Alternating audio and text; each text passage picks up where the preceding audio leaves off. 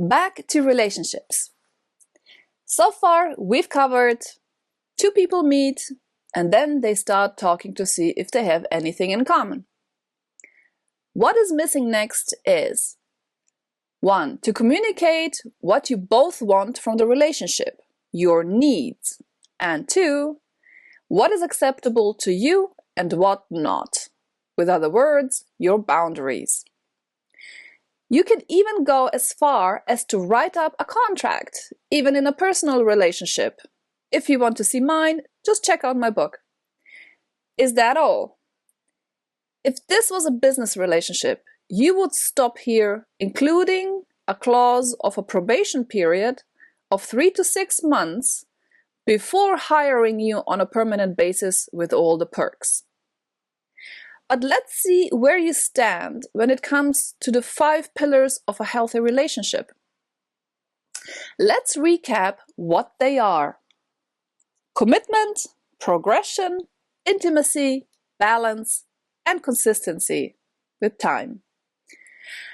After you've met, you talked and say you agreed you wanted to give this a serious go. Then you've covered the first pillar, commitment. Now the fun is only starting. This is the point where you have to stop and think for a minute, no matter how much you think you're in love. So you just met someone and it seems great and you kind of agreed to commit, be exclusive, whatever you want to call it. So here's the exercise.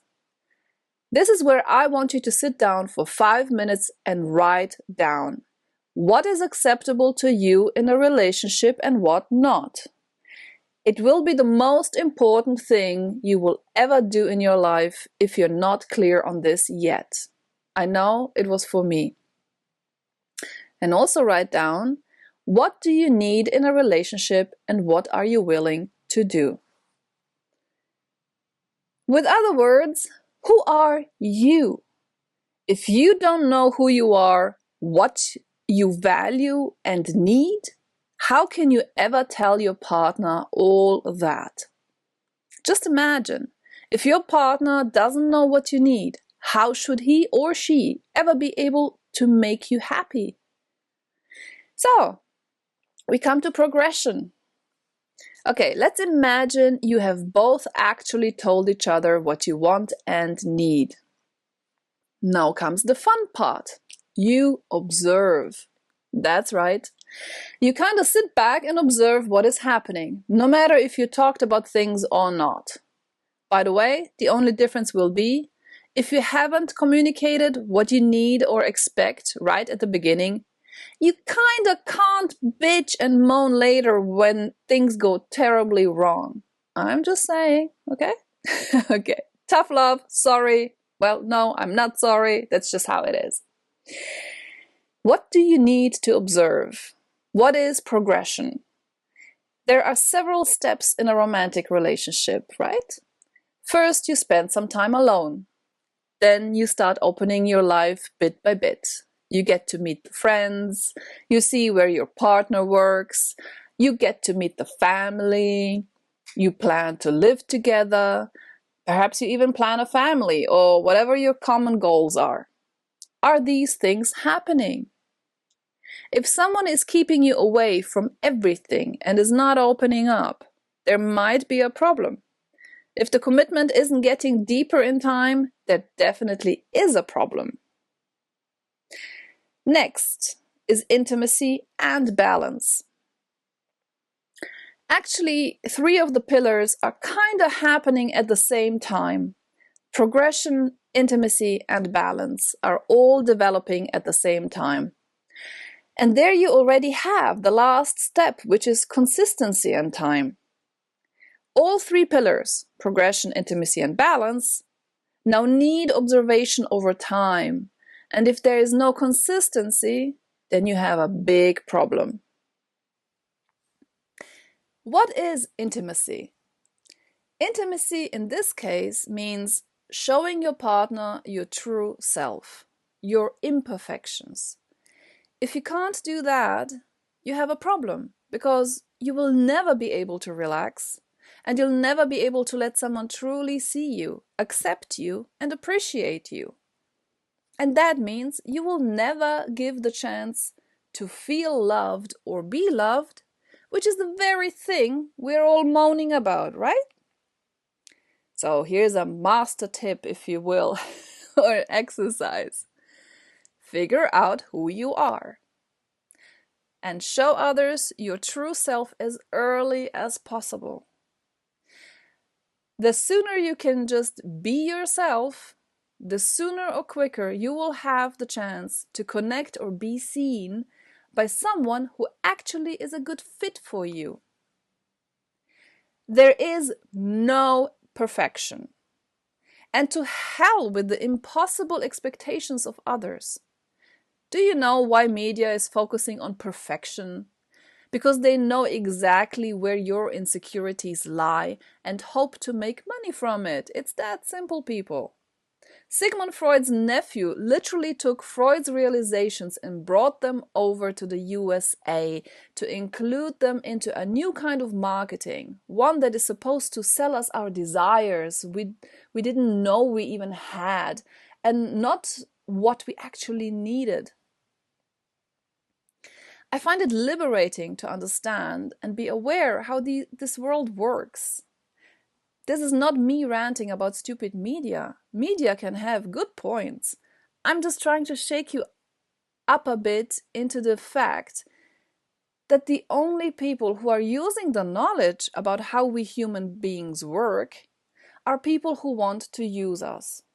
But if we have at least some basic knowledge about love, about how to have satisfying relationships and how to be happy with ourselves and in general, which, by the way, is far easier than you think, then we can use that knowledge for ourselves. No more endless questions about love. No more endless heartaches. Take these tools and knowledge into your hands and give yourself a chance at true happiness. Again, I say, there is no such thing as perfection, okay? Show your real self, your imperfections, because this is true intimacy. No, intimacy is not about sex and cuddling in this case. Not at this point of discussion, okay? Moving on. Then there is balance. The question you've got to ask yourself at this point is, does your partner care about your happiness as much as his or her own?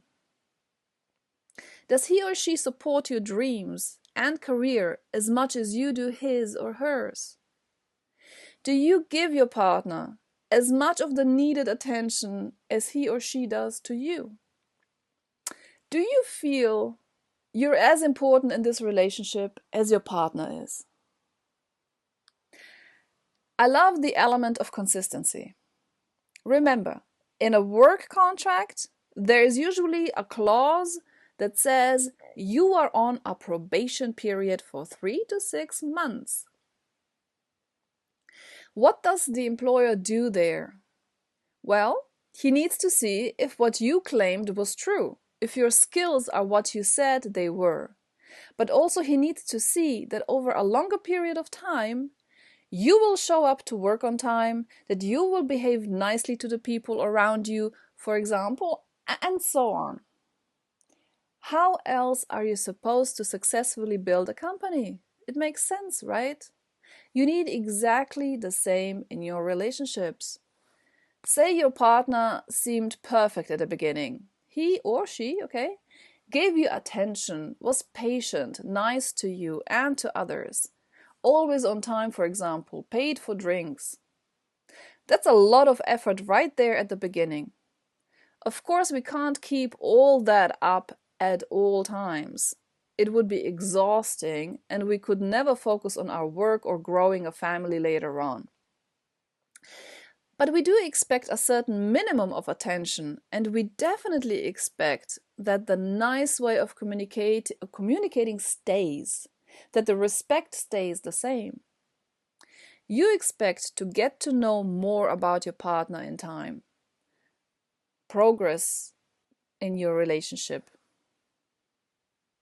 But If even those basic things start to vanish, if your partner is starting to evade you, suddenly the conversation is lacking and you have to beg for attention or even an answer. In short, if the behavior and actions start changing, it means there is no consistency and it's a big red flag. One that you should take seriously. Okay, fine. Say your potential partner is evading a question. Maybe he or she is simply afraid he or she won't be accepted. Maybe they're afraid to be vulnerable. Well, tough luck. Your partner better open up. Because if he or she is simply lying, or if he or she is only afraid to open up and can't, one way or another, the relationship can't develop and make you both happy. A liar is unacceptable and the reasons don't matter.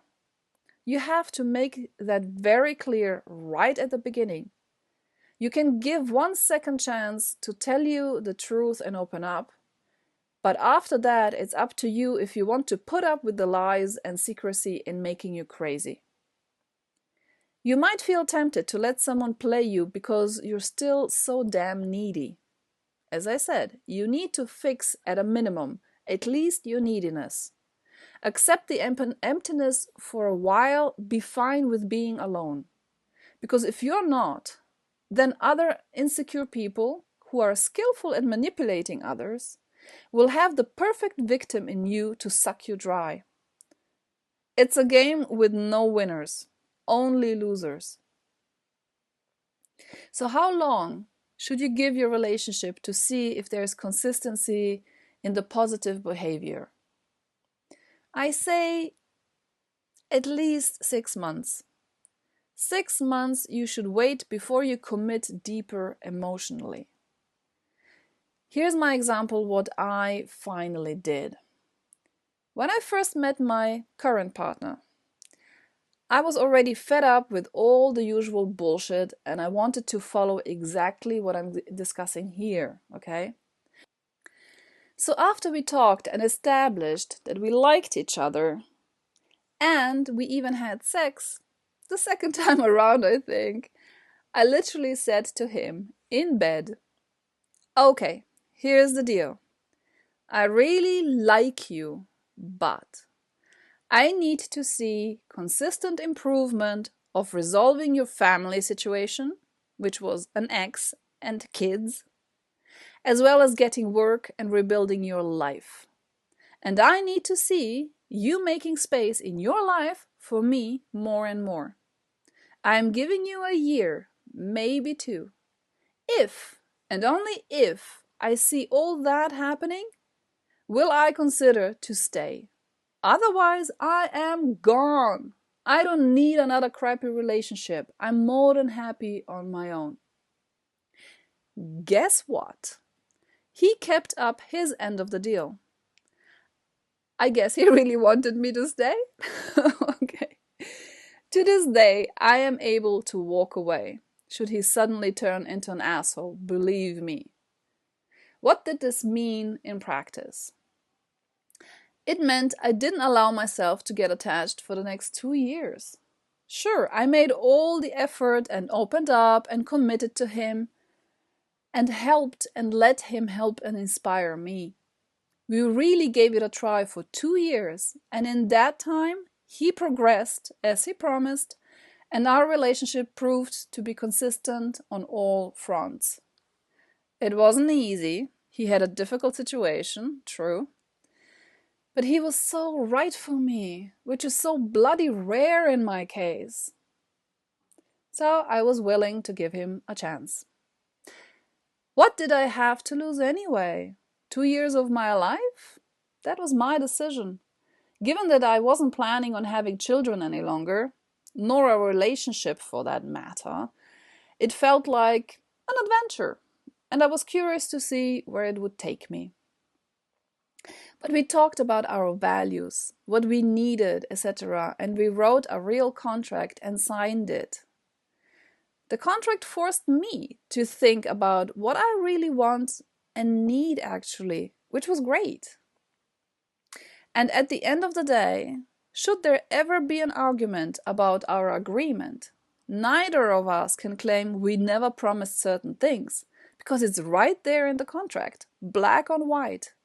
It holds us accountable, and I love how it kind of forces me to keep making an effort to do the right thing at all times, as much as I can. And no, I'm not perfect, and I will have a bad day, but at least I know how to communicate it in a vulnerable way without taking my frustration out on others. Because I promised, with my signature, that I will treat my partner well.